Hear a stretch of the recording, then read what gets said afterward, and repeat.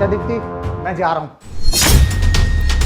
रामू, अरे दीप्ति मुझे बचाओ, दीप्ति मुझे बचाओ, दीप्ति।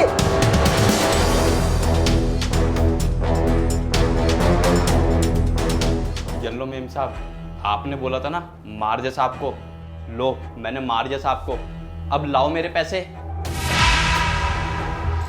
हाँ पारस, मुझे अपना वादा अच्छे से याद है, पर पहले तू लाश को तो ठिकाने पर लगा। मालकिन, मैंने साहब को तो ठिकाने लगा ही दिया है, उनकी लाश को भी ठिकाने लगा दूंगा, पर पहले आप मेरे 5 लाख रुपए तो लाओ। तेरे पैसे कहीं नहीं जाने वाले, पर पहले तू लाश को तो ठिकाने लगा।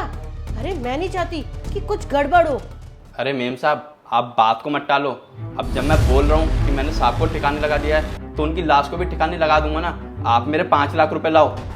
ठीक है रामू, तुझे तेरी मालकिन पे विश्वास ही नहीं है ना, तो पहले मैं तुझे तेरे पैसे लाके देती हूँ।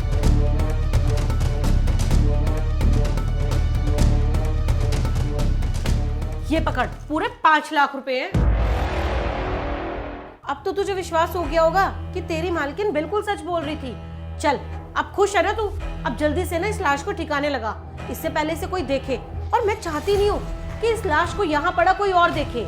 हाँ मालकिन, वो तो ठीक है, पर मेरी एक बात समझ नहीं आई, आपने साहब को मरवाया क्यों? पारस, तुझे तेरे पैसे मिल गए ना, तो अपने काम से काम रख, मेरे काम में ज्यादा दखल अंदाजी मत कर। और हाँ, जल्दी से अब इस लाश को ठिकाने लगा। बता दो ना मेम साहब, मैं किसी को क्यों बताने जाऊंगा, और वैसे भी अगर मैं किसी और को बताऊंगा तो मैं खुद फंस जाऊंगा। बता दो ना मेम साहब। हाँ, ये बात भी सही है, तू भला किसी को क्यों बताएगा, क्योंकि तूने ही तो साहब को मारा है। और अगर गलती से तूने बताने की कोशिश की ना, तो सबसे पहले तू ही फंसेगा।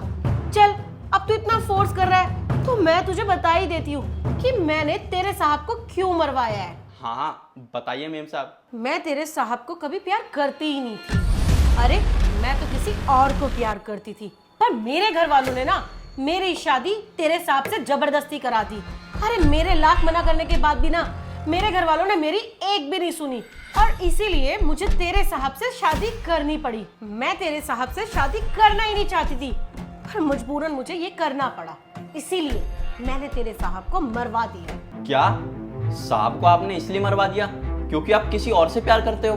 पर साहब तो आपसे बहुत प्यार करते हैं। हाँ, तेरे साहब तो मुझसे प्यार करते थे, पर मैं थोड़ी ना करती थी तेरे साहब से प्यार। और अब तू ज्यादा ना सवाल जवाब मत कर, जल्दी से इस लाश को ठिकाने लगा और निकल यहाँ से। अच्छा, तो आपने इसीलिए साहब को मरवा दिया। साहब, सुन लिया ना?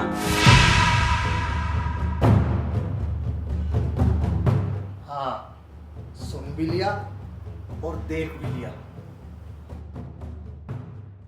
मैंने कहा था ना, मालकिन किसी और से प्यार करती हैं। आइए मालिक।